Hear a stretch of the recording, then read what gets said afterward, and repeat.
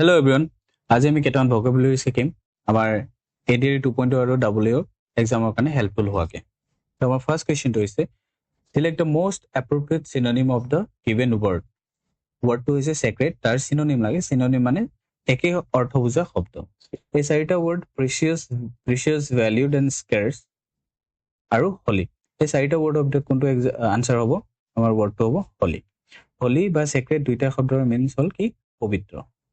Okay? Second question to hold. Select the incorrectly spelled word. এই চাৰিটা wordত কোনটো spelling ভুল আছে? Awful, alien, already, across. Acrossৰ spelling হয় ACROOS.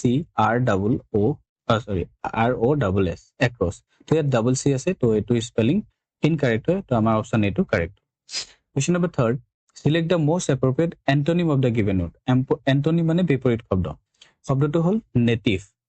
নেটিভ মানে হ'ল স্থানীয় বা নিজৰ দেশৰ লোকসকল, তেওঁলোকক কয় নেটিভ বুলি। আৰু আৰবান, ৰুৰেল, ফৰেন, ৰাষ্ট্ৰিক। তো ইয়াৰ ভিতৰত আনসাৰ হ'ব 3। ফৰেন মানে হ'ল বিদেশী বা বাহিৰৰ লোকসকল, তো স্থানীয় লোকসকলক নেটিভ বুলি কোৱা যাব। Okay, question number 4। 4ত লিখিছে select the most appropriate meaning of the given idiom. ইয়াত এটা ইডিয়ম আছে look down upon. look down upon মানে কি, ইয়াৰ মিনিংটো কি বুজাব, এই চাৰিটা অপশ্যনৰ পৰা আমি উলিয়াব লাগে। The option kita hol to look down from a height, to look for something underground, to be full of guilt, to consider someone inferior. So look down আপোনাৰ correct answer to hobo to consider someone inferior. কাবাক সৰু বুলি ভাবা, কাবাক নিজতকে কম বুলি ভাবা, হেতুকে কয় look down upon. Okay? Next question. Next question is select the correct passive form of the given sentence.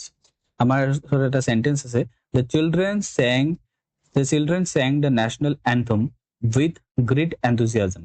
Okay, এই সেন্টেন্সটো আমাক কি কৰিব লাগে, এইটো এক্টিভ ফৰ্মত আছে, এক্টিভ ভয়েসত আছে, আমাক কি কৰিব লাগে, পেসিভ ভয়েসত কনভাৰ্ট কৰিব লাগে। ওকে, ইয়াত আমি যদি চাওঁ অপশন কিটা পাই কৰিম, বেছি ৰুলস লগাব নালাগে। আমি কি দেখিছো, sang, এইটো আছে সিম্পল পাস্ট টেন্সত আছে। ওকে, সিম্পল পাস্ট টেন্সত আছে। তো গোটেই সেন্টেন্সটো আমি সিম্পল পাস্টত আছে। একবাৰ গোটেইটাত চাই লওঁ, ফৰ্মেটটো চবতে সেম আছে। নেশ্যনেল এন্থেম ইয়াত থকাটো ফ্ৰণ্টত আহিলে, চিলড্ৰেন খিনি ফাৰ্ষ্টত আছিলে, পাছলৈ গ'ল, একো প্ৰব্লেম নাই। কিন্তু আমি চবতে যদি চাওঁ, ইয়াত আছে ৱাজ, ইয়াত আছে ইজ, হেজ, ৱাজ। অ'কে, তো এইটো যিহেতু কুৱেশ্যনটো পাষ্টত আছিলে, তো প্ৰেজেন্ট টেন্সত থকা গোটেইকেইটা অপশ্যন কেনচেল আউট হৈ যাব, আৰু পাষ্টত থকাকেইটা কাৰেক্ট হ'ব পাৰে। তো ৱাজ, কিন্তু ইয়াত এটা আহিলে বিং। বিং শব্দটো সদায় কণ্টিনিউৱাছৰ কাৰণে আহে, কণ্টিনিউৱাছ টেন্সত আহে।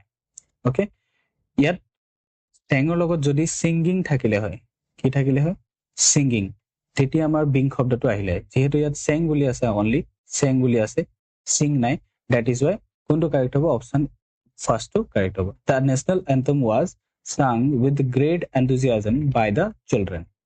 Okay, question number 6. Select the option that can be used as one word substitute for the given word of groups. এই গোটেই ৱৰ্ড খিনি, এই সেন্টেন্সটো এটা শব্দত প্ৰকাশ কৰিব লাগে, ওৱান ৱৰ্ড সাবস্টিটিউশন। ওকে, কৈছে a game in which neither party wins, মানে এটা স্পৰ্ট বা এটা মেচ, এটা গেমত নাইডাৰ পাৰ্টি মানে কোনো পাৰ্টিটোৱে নিজিকে, মানে দুইটা সমান হয়, তো ড্ৰ বুলি কওঁ আমি। Okay, draw. Question number 7. Select the most appropriate synonym of the given word. Delve. Delve শব্দটোৰ মিনিং কি, একে অৰ্থ বুজা শব্দ ইয়াৰ ভিতৰত কোনটো? ফাৰ্ষ্টটো কৈছে ইনভেষ্টিগেট, ছেকেণ্ডটো কৈছে ৰিচাৰ্চ। ইনভেষ্টিগেট কৰা মানেও কিবা এটা বস্তুৰ প্ৰতি খোজ কৰা, ৰিচাৰ্চ কৰা মানেও সেমে বুজায়। তো কুৱেশ্যন অপশ্যন 3 দিছে নান অফ 1 and 2, মানে অপশ্যন 1 আৰু 2 এটাও নহয়। কুৱেশ্যন অপশ্যন 4 দিছে both 1 and 2। তো ইয়াত আনসাৰ কি হ'ব, both 1 and 2 will be correct answer. ডেল্ফ মানে কিবা এটা বস্তুৰ প্ৰতি ডেফটত ৰিচাৰ্চ কৰা, ইনভেষ্টিগেট কৰা, তাকে ডেল্ফ বুলি কোৱা যায়। নেক্সট কুৱেশ্যনটো হ'ল select the most appropriate antonym of the given word. ৱৰ্ডটো হ'ল নাইফ। অ'কে, তো নাইফৰ আমাৰ ইয়াৰ ভিতৰত কোনটো অপশ্যন কাৰেক্ট হ'ব? Option A ইনজেনিয়াছ, option 2 sophisticated, option 3 innocent, option 4 immature. Okay, ইয়াত কোনটো অপশ্যন কাৰেক্ট হ'ব? Option 2 sophisticated. নাইফ মানে হ'ল, মানে নাইভৰ মিনিংটো হ'ল যোনে ইজিলি ইনোচেণ্ট হয় মানে ইয়াক ইজিলি বস্তুবোৰ একচেপ্ট কৰি লয় বেছি মেচিউৰিটি নাথাকে বেছি বুজা শক্তি নাথাকে যিহেতু যিকোনো বস্তুবোৰ ইজিলি একচেপ্ট কৰি লয় তো ইমেচিয়ৰ ইনোচেণ্ট এণ্ড ইঞ্জিনিয়াছ এই গোটেই ৱৰ্ডকেইটাৰ মিনিং নাইভে হয় তো অপজিট সুধিছিলে তো আনচাৰ হ'ব সফিষ্টিকেটেড okay select the next question select the most appropriate meaning of the given idiom ইয়াত এটা idiom আহিলে beat around the bush okay beat around the bush or meaning to কি হয় first not saying directly second doing blindly third try every possibility fourth beating the bush okay তো ইয়াত কোনটো answer correct হ'ব beat around the bush মানে ধৰিল ইয়াতে জুপোহা এটা আছে তাৰ চাৰিওফালে কোবোৱা গৈছে that means এটো বুজাইছে যে যিটো পইণ্ট হয় একচুয়ালি পইণ্টটো আমাক ইন্ডিকেট কৰা নাই বাকি